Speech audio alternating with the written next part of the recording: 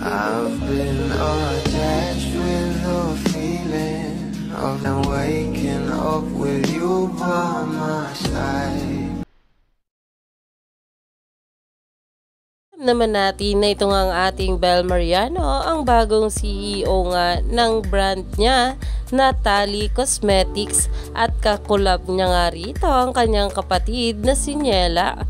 Pero meron ngang naibahagi ang ating Bel Mariano na sinabi nga raw sa kanya ng kanyang mommy cat.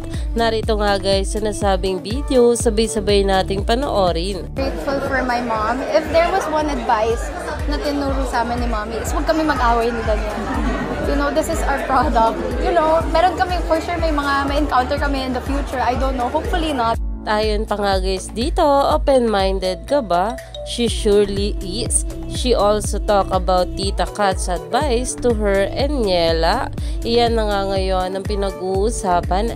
Alam naman natin kung gaano nga talaga kabait at kapatid dito ang ating Bel Mariano. Kaya naman sobrang loving talaga at mahal din siya ng kanyang pamilya. Kaya naman stay tuned lang tayo for more update kila Donnie at Bel sa mga susunod pa na ayuda.